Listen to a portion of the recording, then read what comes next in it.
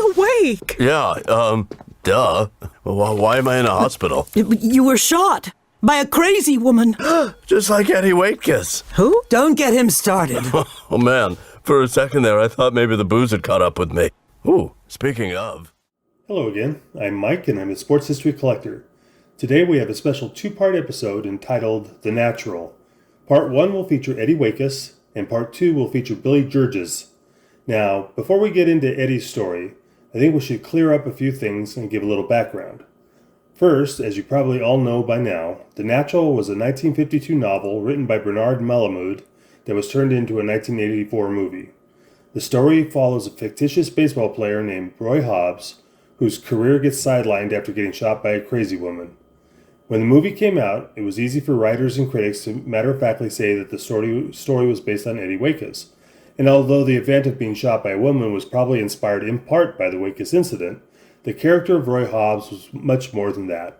Hobbs was an amalgamation of Ted Williams, Bob Feller, a player named Carvel Bama Roll, who actually did break a scoreboard clock with a home run, Waitkus, but also Billy Georges, who actually had been shot by a woman 17 years earlier. Malamud never talked about his inspiration, but it's pretty accepted that all of these players would play a part in the final character.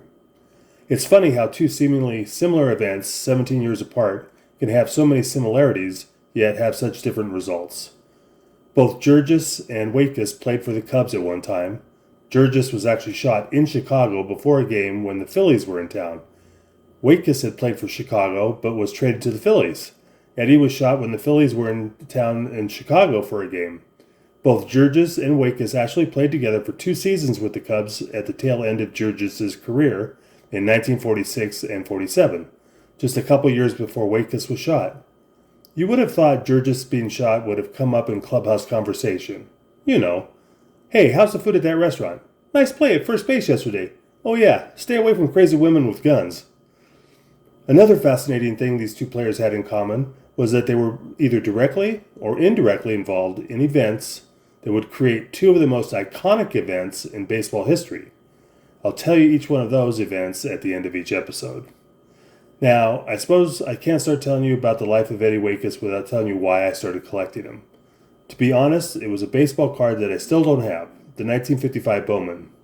On the back of the card, it tells of how Eddie was shot but found true love on the road to recovery. It was such a feel-good paragraph that I had to learn more. What I learned was much more tragic than either Georges or Roy Hobbs' story. Well, let's get started. To understand the talent and determination of Eddie Waitkus, you can start at the beginning. Eddie was born of Lithuanian parents who insisted he only speak Lithuanian at home. Besides being fluent in English and Lithuanian, Eddie developed a talent for languages by also learning Polish, German, and French. The Waitkus apartment was a block away from a ball field, and Eddie learned baseball from watching and then playing alongside the older kids. Naturally right-handed, the taller than most Eddie took up pitching. Fielding was a bit of a challenge though, since he didn't own his own glove. His father surprised his son with a mitt of his own. Unfortunately, he bought a left-handed first baseman's mitt. Eddie didn't have the heart to tell his dad he was a right-handed pitcher, not a left-handed first baseman. So as he would every time he faced adversity in his life, Eddie quietly adopted and moved forward. He taught himself to throw lefty and switched to first base. Eddie wanted to try out for his high school baseball team, but was told they already had a good first baseman. That is, until Eddie tried out. The team then had a new first baseman, a tale that would repeat itself all along Eddie's baseball ladder. During high school, Eddie suffered the first tragedy in his life when his mother passed away from pneumonia. Eddie then dove into baseball and his studies, graduating near the top of his class. But despite getting numerous scholarship offers, Eddie decided to give baseball a try. Playing in the minors, he finally got his chance with the Chicago Cubs in 1941. A slow start to both the Cubs and Waitkus found Eddie being sent back down to the Los Angeles Angels, the Cubs' AAA team. While there, Eddie was discovered by Hollywood. You see, they were making a movie of a recently deceased ball player, and the star of the picture had no talent for baseball. In desperation, they would take film of Waitkus batting from a distance and then running to first base. Once he rounded the base and started to come back, they would show a close-up of the star actor as if it was him you were seeing all along. This also worked for fielding plays. That actor was Gary Cooper, and the movie was Pride of the Yankees. This was also an intersecting point with the Billy Burgess story, in that another ball player extra on the movie was Mark Koenig, the player that had filled in for Burgess when he was shot many years earlier. Despite tearing up the minors in 1942, Eddie would not see the majors for 4 years due to World War II. He was trained as a machine gunner assigned to the 544th Engineering Boat and Shore Regiment and shipped out to the Pacific Theater. He saw action in New Guinea, Mauritania, Bougainville, and the Philippines. In both Mauritania and Ligayen Gulf amphibious invasions, he and his machine gun crew were the part of the first wave ashore. Eddie made it through 17 months of heavy fighting, seeing death all around him and almost being captured by the Japanese. Eddie earned 4 Bronze Stars before the war was over, but there's no telling how much the war took its toll on him. Eddie made it back to the majors upon his return in 1946, where he established himself as a star with the Cubs. Unfortunately, by the end of 1948, the Cubs were rebuilding and decided to trade some players, including Eddie. Waitkus would start off the 1949 season hot with his new team, the Philadelphia Phillies. Unbeknownst to Eddie, however, he had a secret stalker for his last 2 years with the Cubs. Her name was Ruth Ann Steinhagen, and the trade to the Phillies snapped something in her brain. She started marking off the calendar to the day when the Phillies would come back to town, and she planned on how she was going to commit a murder-suicide of herself and Waitkus. Now, this part has been told a million times, but to make a long story short, Eddie returned to his hotel room late after the Phillies Cubs game and was given a note that Ruth Ann had left. Intrigued, he went up to her room where Ruth Ann had planned on stabbing him. But once he sat down, she realized it was impossible, so she shot him instead. You gotta appreciate a crazy person that has a backup plan. For whatever reason, instead of finishing him off or killing herself, she called the desk clerk and told him what happened. It was this action that probably saved Eddie from bleeding out. It would take 4 operations and several months of working with the team trainer for Eddie to get back in baseball shape. But back he came as he met with the Phillies in Florida during spring training and got ready for the 1950 season for what would become known as the Whiz Kids, making it all the way to the World Series only to lose to the Yankees. It was at 1950 spring training that Eddie would meet and fall in love with his future wife, much like it says on his 55 Bowman card. Now, if the story ended there, we would have had the Eddie Waitkus movie instead of The Natural. But as Hemingway wrote, every true story ends in death. Well, this is a true story. By the 1952 season, Eddie Waitkus began drinking more and more, as well as chain smoking. There's no coincidence that this corresponded with the release of Ruth Ann Steinhagen from a mental institution after just 3 years. What isn't well known is that when Ruth Ann was arrested, she told the police that it didn't matter how long she would be in jail, that when she got out, she would kill Eddie Waitkus.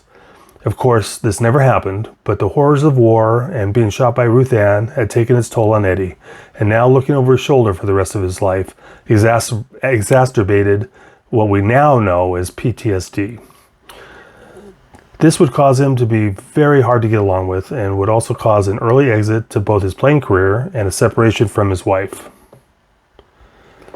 By 1961, Eddie was hospitalized with anxiety. His nerves were shattered. By 1963, he was feeling a little better and good enough to start coaching at the Ted Williams summer baseball camp, which he did for several years. Unfortunately, the years of heavy smoking would take its toll on Eddie, as Eddie would pass away in 1972 of esophageal cancer. He was just 53. Ruth Ann would live several more years and would pass away from a fall at her house in 2012. And although she didn't kill Eddie that day in 1949, her action set in motion his decline and early death. This was the story of Eddie Waitkus, and now when you're watching Bowman 53's Card Room Live on Sunday nights, and you hear us bringing up Eddie Waitkus, you know it's not to make fun of him, but to honor a man that could have been one of the greats, but whose name might be forgotten if it wasn't mentioned from time to time. And now for a tidbit, the event that directly or indirectly caused one of the most iconic events in baseball history that I mentioned at the beginning of the episode. It was 1951, and it was the last game of the season, and the Phillies were playing the Dodgers. For the Phillies, this was a throwaway game that meant nothing, other than for the pride of trying to beat the Dodgers. For the Dodgers, they were 1/2 game behind the New York Giants, and a win would send them to a 3-game playoff with the Giants. The game was tied going into the bottom of the 12th with the bases loaded and 2 outs. Eddie Waitkus smashed a low line drive to the right of second base that Jackie Robinson dove for, and landing hard, the ball squirted out as the winning run crossed the plate. But the umpire ruled it a catch and that the ball hadn't come out but was the result of Robinson trying to toss it to second base. Of course, why he would try to toss it to second if he thought he caught the ball is beyond me. Remember, the catch would have been the 3rd out. The game would end up going 14 innings before Jackie Robinson would end up hitting what would be the winning home run. The Phillies could not score in the bottom half, and the last batter, who happened to be Eddie Waitkus, flew out to end the game. Of course, if Eddie's potential hit back in the 12th had been ruled differently, then we would never have had Bobby Thompson's shot heard round the world during Game 3 of the Giants-Dodgers playoff, since there wouldn't have been a playoff. And now from my collection. What I have here is a 1952 Topps card. The 52 Topps is probably my favorite of Eddie Waitkus. The bold color choices are so pleasing to the eye and really stand out. I also have a 1947 to 1966 exhibit card of Eddie. These come in a few variations, and this one is one without the team name on his jersey. Last but not least, it wouldn't be a Mike the Sports History Collector collection without an autograph. Here we have a great cut signature that has been attached to a 3x5 card along with a picture of Eddie. The look on his face makes me wonder if he was thinking of what might have been. Well, I hope you've enjoyed part 1 of The Natural, the Eddie Waitkus story. I hope you'll check out part 2, the Billy George story, coming soon. Here's wishing you a great summer, and I'll talk to you soon.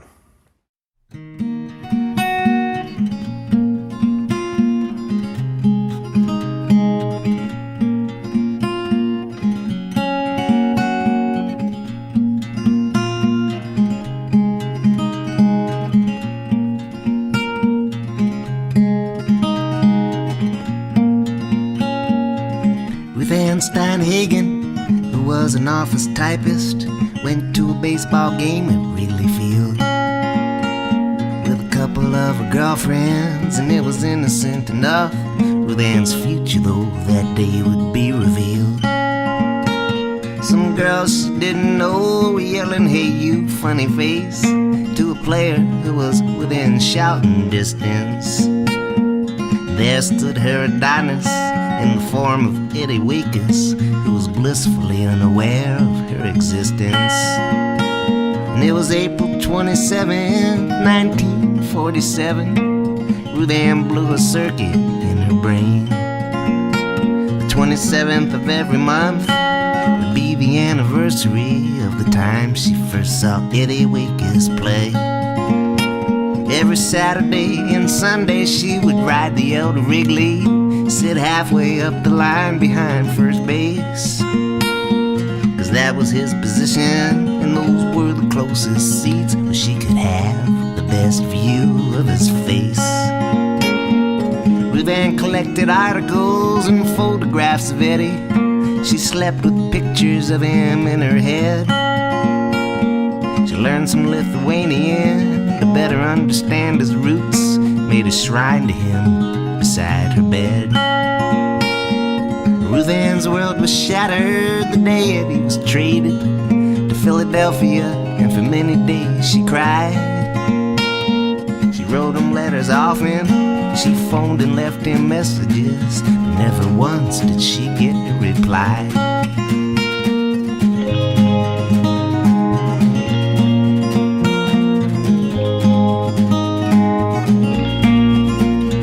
On the north side of Chicago, the Edgewater Beach Hotel, when the Phillies came to town, that's where they stayed. We then made a reservation a month ahead of time. On her calendar, she ticked off every day. A room service daiquiri and a couple of whiskey sours, all three of which she nervously consumed while waiting up for Eddie, who was out late having dinner after starring in the game that afternoon. Ruth Ann bribed a bellhop to leave a note for Eddie, urging him to come up to her room. 1297A, Ruth Ann wrote on hotel stationery that had the faintest trace of her perfume.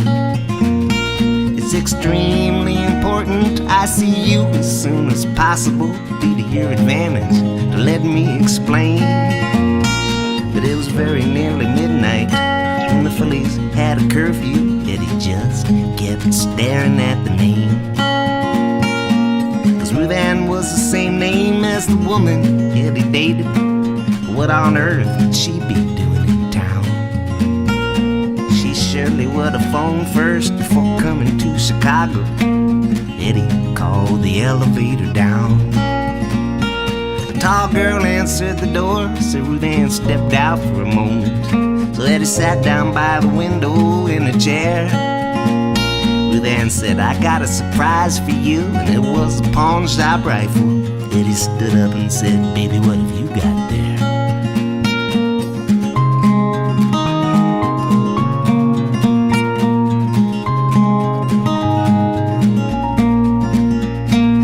Baby, why'd you do it? Cried a bleeding Eddie Waitkus. Was over him, lifeless Ruth Ann stood. You've been bothering me for 2 years, Ruth Ann said to Eddie, and if I couldn't have him in, nobody could. Ruth Ann phoned the desk clerk to say she had shot Eddie. That's probably why he did not bleed to death. Baby, why'd you do it? He kept calling from the stretcher, struggling for every precious breath.